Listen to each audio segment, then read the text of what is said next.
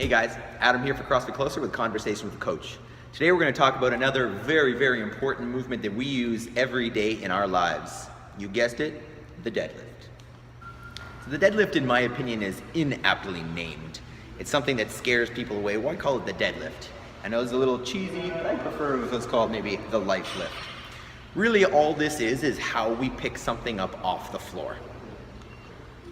Just like the squat, the deadlift is essential to everyday independent living. We do them outside of the gym all the time. Anytime you get down, pick something up off the floor, carry it, put it back down, you're doing a deadlift. In order to ensure safety and efficiency throughout this movement, be it in the gym or in your regular life, there's a few things to consider. The first thing to consider is the setup position. In this case with a barbell, what you want to do is set yourself up so that your shins are in contact with the bar while you're standing up. This ensures that the weight is directly over the middle of your foot in the setup. From there, what we're going to start to do is flex at the hip. In other words, close the angle of the joint at the hip, while making sure that we maintain the integrity of the spine in its natural curvature.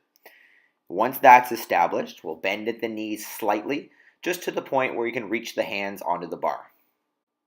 Once we've established a good solid setup position with the spine maintained in neutral curvature, all you're going to do is stand up, keeping the bar moving in a straight line and the weight in the heels.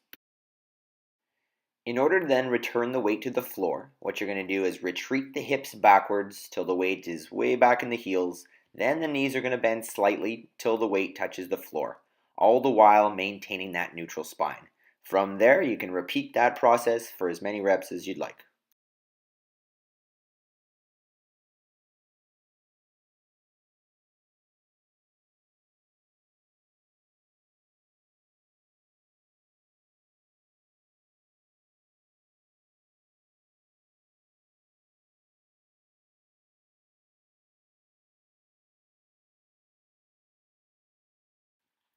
If for some reason, in most cases it's flexibility related, you're not able to get into the ideal deadlift position with a neutral spine, what you can do is elevate the object you're lifting.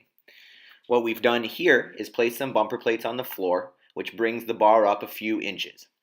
This is going to allow for you to get into an easier setup position with limited flexibility.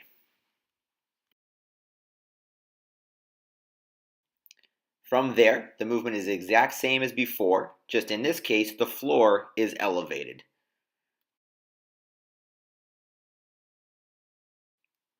This movement can and should be practiced with different objects, barbells, or in this case, kettlebells as well.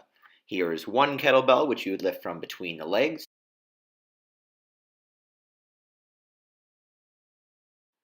or two kettlebells, which you would lift just like grocery bags outside the legs.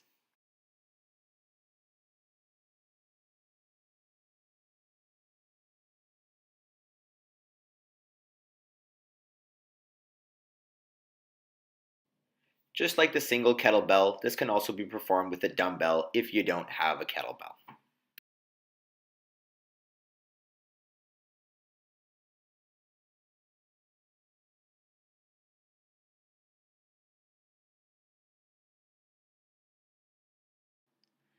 Both the dumbbell and the kettlebell can both be elevated just like the barbell to account for any limits in flexibility. Done improperly, the deadlift can be dangerous. However, if done properly and with good technique, the deadlift is excellent for strengthening the back and the posterior chain. So it's about time you get out there and start picking things up.